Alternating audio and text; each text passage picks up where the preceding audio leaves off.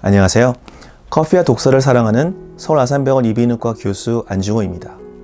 오늘 여러분께 소개해드릴 책은 여러 크리에이터들의 글과 인터뷰를 저슬린 K. 글라이님이 엮은 루틴의 힘입니다.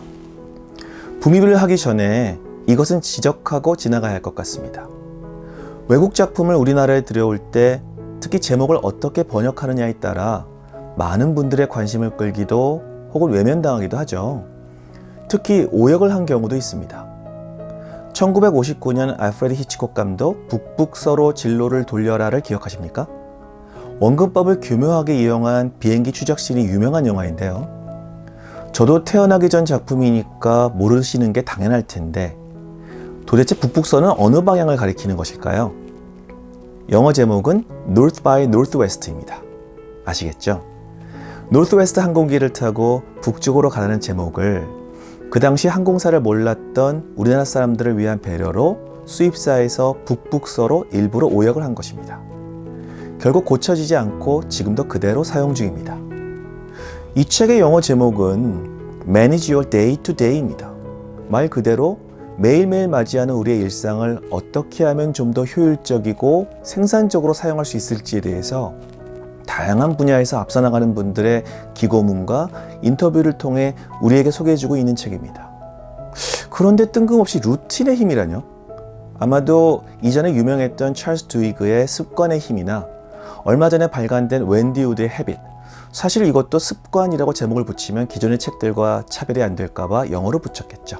이런 책들의 인기에 편승하기 위해서 출판사 측에서 붙여놓은 제목인 것 같습니다. 주로 온라인으로 자세히 확인 안 하고 책을 구입하는 저 같은 사람들을 타겟으로 제목을 붙인 듯도 합니다. 어쨌거나 이 책은 괜찮은 책입니다.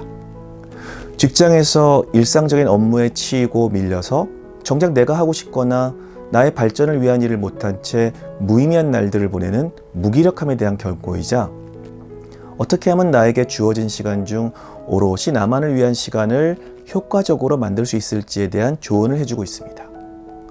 우선 저의 하루 일상을 보시겠습니다. 저는 종합병원의 의사이기 때문에 외래 진료와 수술로 대부분의 일과가 정해져 있습니다. 또 이비인후과의 교수로서 그리고 병원의 보직 교수이기 때문에 대략 일주일에 8회에서 10회 정도 회의에 참석하고 국민연금 자문교수로서 외부 회의에 참석하고 있습니다. 회의 중간중간에 짬이 나면 가능하면 이때 독서도 하고 밀렸던 연구도 하고 싶은데 쉽지만은 않습니다.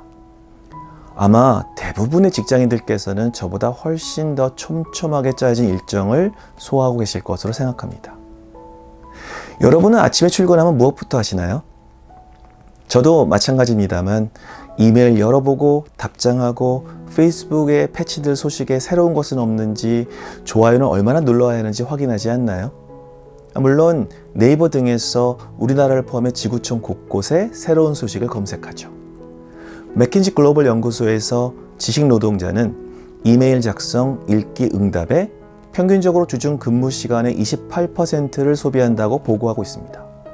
생각보다 이메일이나 주변 사람들과의 커뮤니케이션에 우리는 너무 시간을 많이 소비하고 복도를 걸어 다닐 때도 스먼비처럼 스마트폰을 보고 심지어 회의 도중에도 스마트폰을 보고 카톡 온 게 있나 보고 답장하기도 하죠.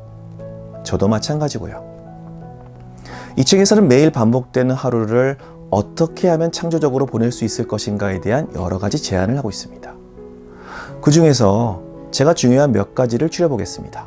먼저, 아침 시간에는 이메일을 보지 말고 창의적이고 중요한 일을 하라.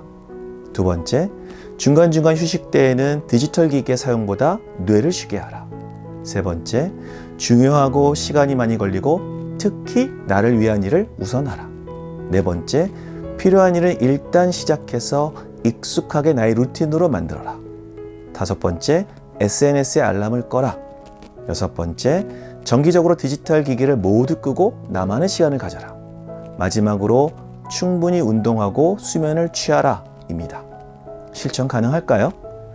우선 아침 일찍 출근해서 이메일, 페이스북, 카톡 대신 나를 위한 독서를 하거나 내 발전을 위한 공부를 하실 것을 권유드립니다. 저도 그럴 겁니다. 책의 후반부에 스크린 무호흡증에 대해서 알려주고 있습니다. 컴퓨터나 모바일 기기, TV 화면을 오래 보고 있으면 호흡이 일시적으로 정지하거나 얕아지는 현상을 가리킵니다. 이는 스트레스로 작용해서 교감신경계가 활성화되고 불안감에 다시 모바일 기기에 눈을 못 대는 악순환을 반복시킨다고 합니다. 주변에 회의 중에 스마트폰 자주 보는 사람을 잘 관찰해 보세요. 일찍이 그리스도의 아리스토텔레스는 반복적으로 무엇을 하느냐가 우리를 결정한다. 그렇다면 탁월함은 행위가 아닌 습관이라고 했습니다.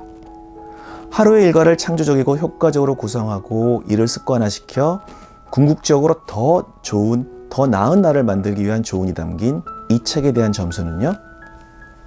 커피 3잔 반 드리겠습니다. 지금까지 시청해 주셔서 감사합니다. 좋은 하루 되세요.